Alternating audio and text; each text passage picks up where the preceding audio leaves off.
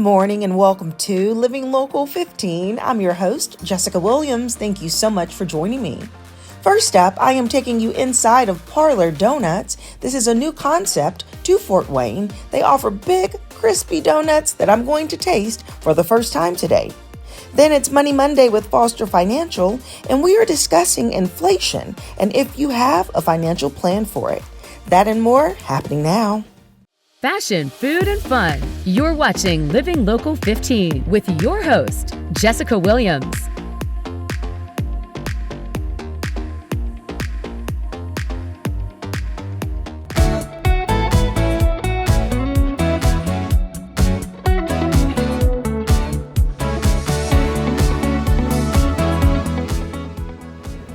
I am here at Parlor Doughnuts, located off of Lima Crossing in the north, but they have another location off of Illinois. Now, this place is a new concept to Fort Wayne because they offer a new way of making donuts, making them layered and also crispy, crunchy, airy, and so much more. Now, what's really fun is that they introduced savory bites as well. So today I'm going to speak with their owner, taste some donuts, taste some savory, and you're invited. Let's do it.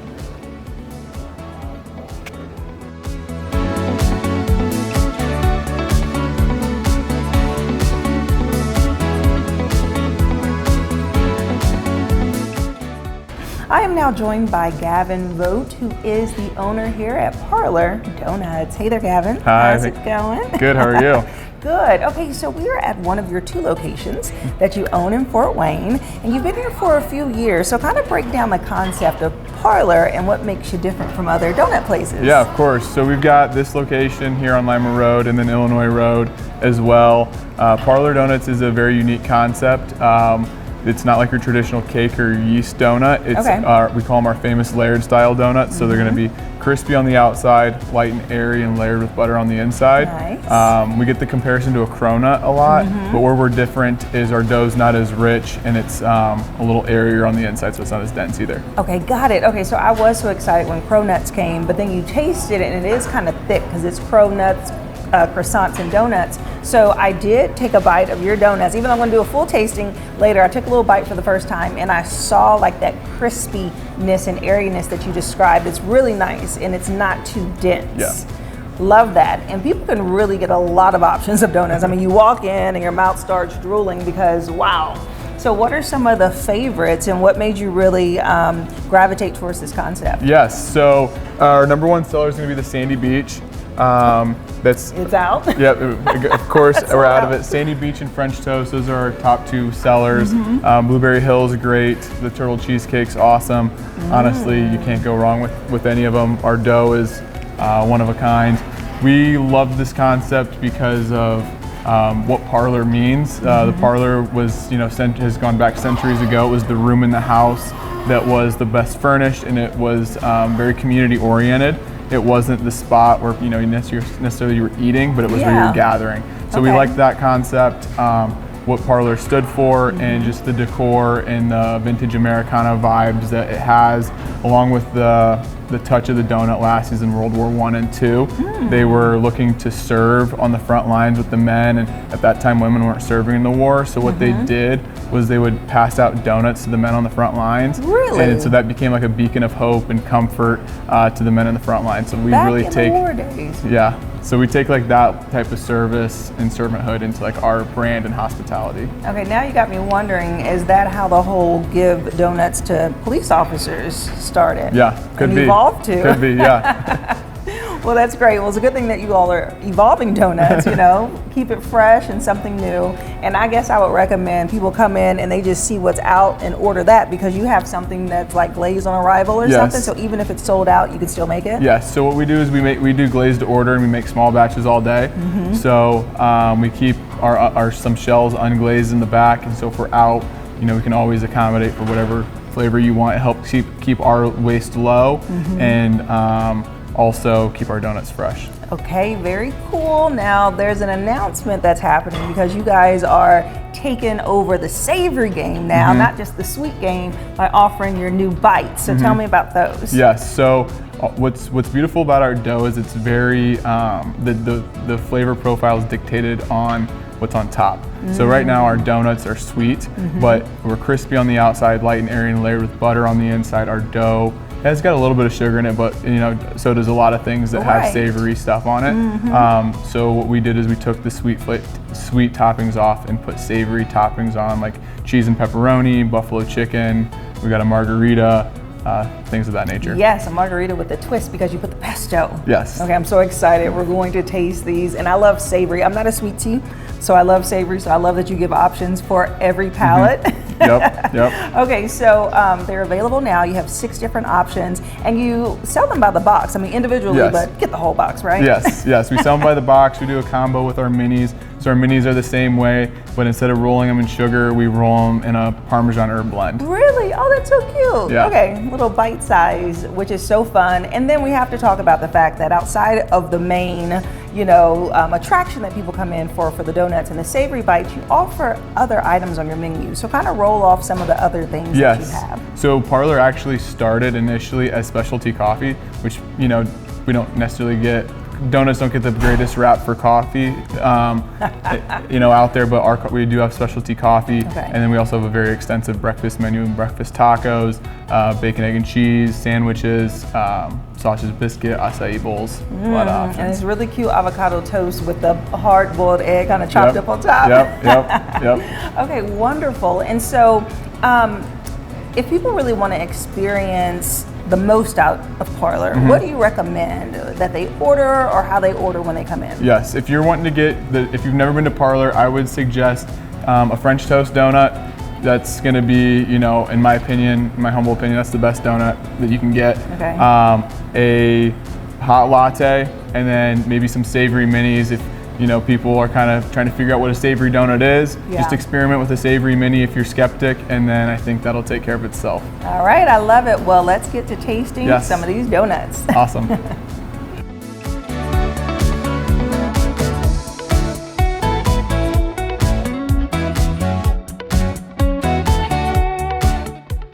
All right, so I'm about to taste the donuts, both savory and sweet, at Parlor Doughnuts, and I'm joined by their owner, Gavin. Okay, Gavin, I'm so excited. Awesome. Smells so good. It does. And I have to just dive in while it's hot. Okay, so as I'm tasting each one, I want for you to describe it for me, and I'm gonna start with the traditional. Okay, this is our traditional.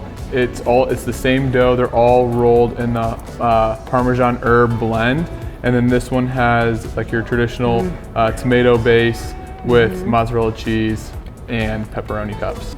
Tastes like a pizza, like a good fluffy pizza. Oh my gosh. Yep.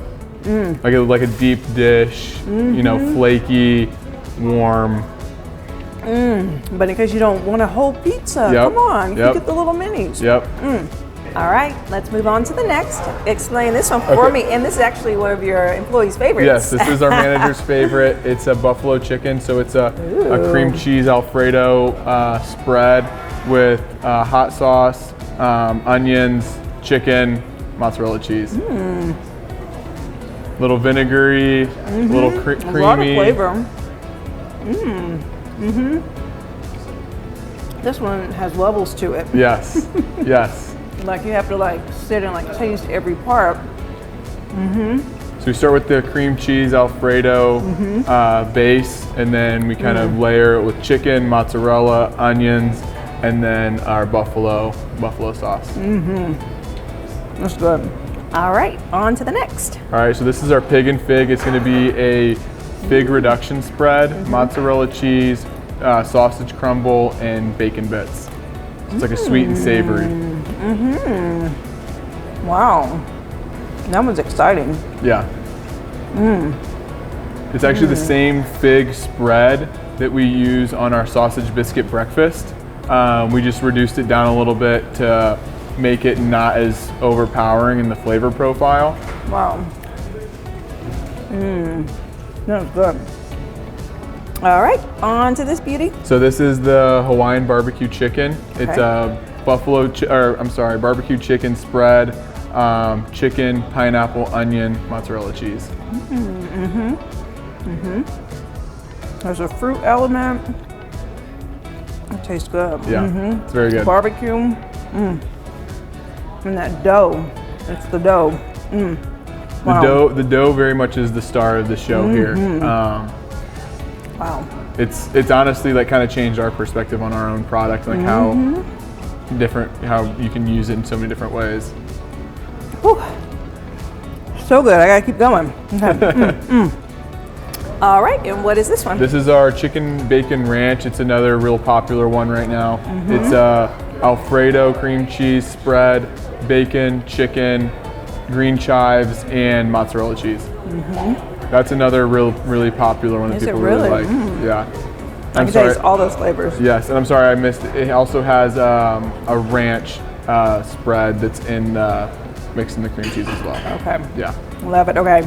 And now the one I was talking about earlier, I'm so excited about because it has the pesto. Yep. Which is your margarita. The margarita. So this is going to be our same tomato sauce, mozzarella sliced balls, and pesto sauce on it as well. So filling. One thing I have to say, so good and so filling. Oh my goodness. So good. So good. Oh my goodness. Whew. Okay, Gavin. That was so good. So many different flavors. I mean, so much better than I even expected. I'm gonna tell you why. Because you don't know, you almost think like it's like a bagel bite or something, right? You get a lot of bread, not enough toppings. I think the toppings are delicious, well balanced, and this dough is incredible. And what I love the most about it, like I said, if you're just feeding yourself, maybe not a whole family, you don't want a whole pizza. Maybe you just want something for lunch. This is great to come and get a bite size, and you get multiple flavors. You don't have to commit to one type of pizza. So I think this is a brilliant idea and so delicious. Again, I'm savory, so I'm you know, this is my favorite side of the table, but you have the other donuts here, and I cannot go without tasting the one that you said was the most popular, which is the French toast. Okay, tell me about it. So the French toast is going to be a maple glaze with cinnamon powdered sugar and maple syrup drizzle. It's by far most popular. It's the same donut base as everything else that you've been having. Just our most popular sweet. All right, let's go in for it.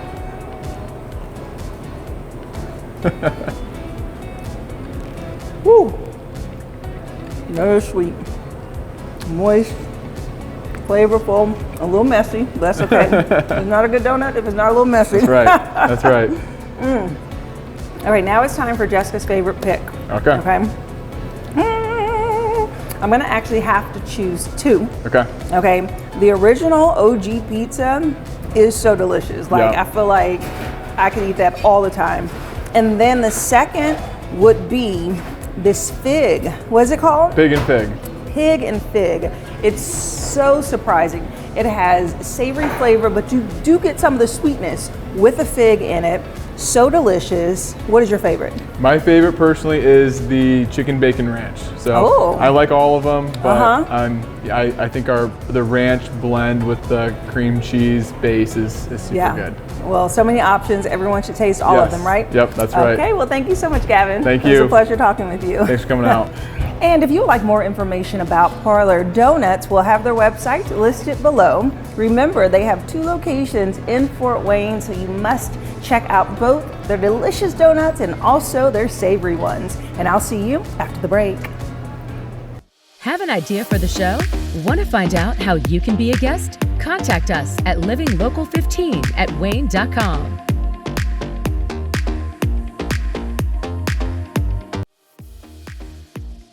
This segment sponsored by Foster Financial. Welcome to Money Monday with Foster Financial, and today we're going to talk about something that's on everyone's mind, which is inflation and figuring out if it's a part of your financial plan. And joining me today is Vice President of Foster Financial, Caleb Doan. Good morning, Caleb. Good morning. How's it going? It's going well. How are you? Good. Okay, so yes, inflation it's is real. everywhere. Yeah. But that's a good question that you pose. Is it a part of your financial plan? So how can it be a part of financial plans? Yeah, definitely. I mean, we always want to make sure it's properly accounted for in your financial plan, especially in retirement, just because in retirement there's a lot of sources of income that aren't going to keep up with inflation. When you're working, hopefully you're getting some cost of living adjustments. Unfortunately, in retirement, Social Security has a little bit of a cost of living adjustment every year. But oftentimes if people are getting a certain amount from a pension that they earned while they were working, or maybe they have income from an annuity that they purchased, a lot of times those don't increase with inflation every year. And so if inflation isn't built into the financial plan, and if it isn't factored for appropriately, your purchasing power can actually be reduced over the course of retirement, where it feels like, hey, I was earning or taking in $75,000 a year right when I retired. That was sufficient back then. 10 years later, $75,000 might feel a little bit more constrained. And so we want to make sure that we factor in those adjustments that are needed to make sure you can still purchase the same things that you did at the beginning of retirement. Right. And I'm thinking about you saying that there are income that does not adjust to inflation. I would like to know what type of income adjusts to inflation. Right, yeah. Retirement or not. I'm like, I feel like it doesn't go up. It doesn't. Inflation's the only thing that rises, not our ability to keep up with it. Yeah, it's not always automatic. And so that's why a lot of times what we're doing in retirement planning is we're saying, hey, you need this year $75,000 a year to live comfortably.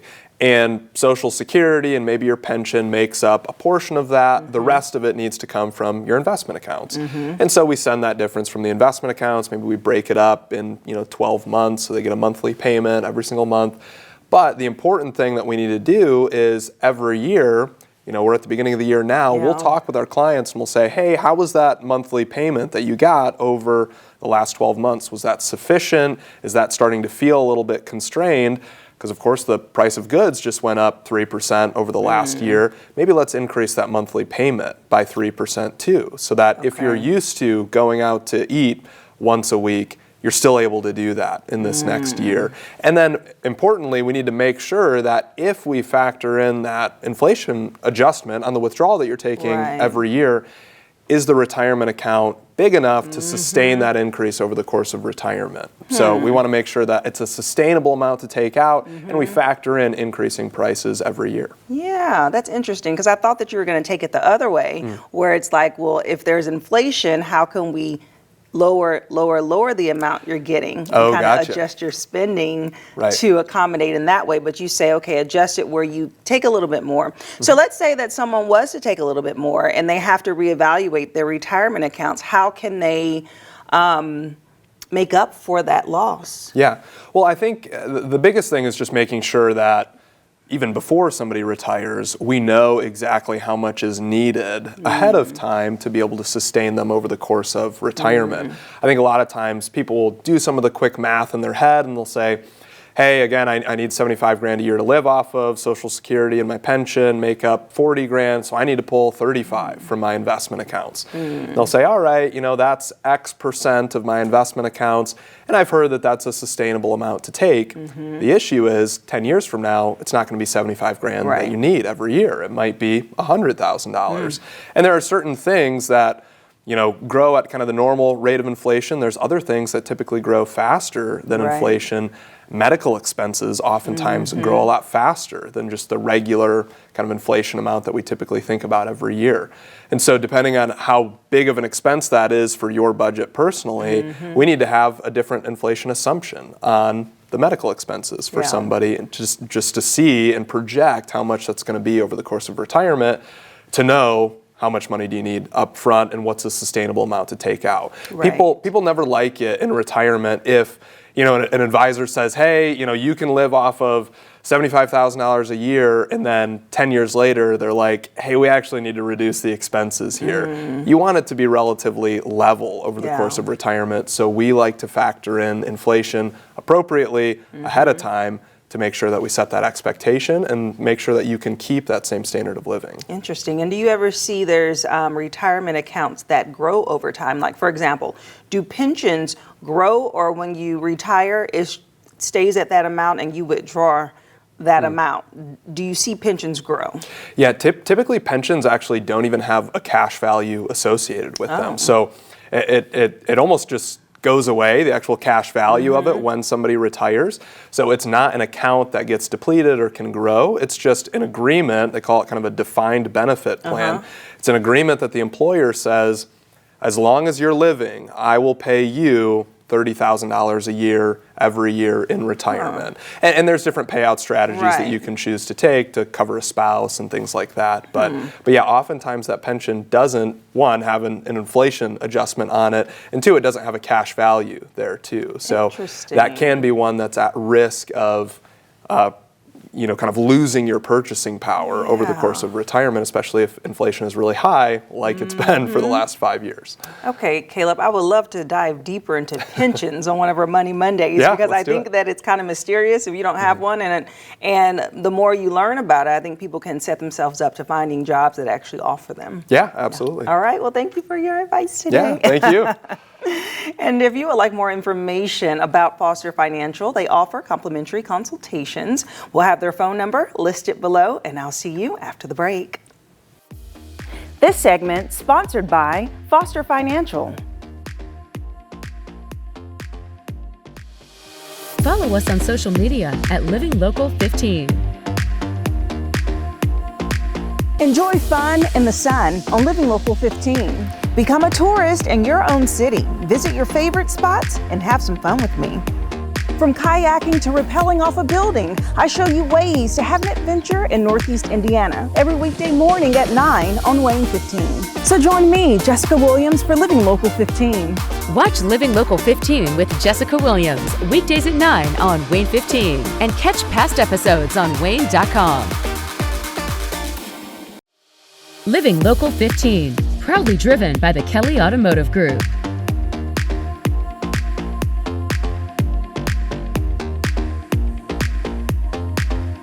Go to the Living Local 15 page on WANE.com for recipes from the show, to watch a segment again, and to get information on products and services featured on Living Local 15.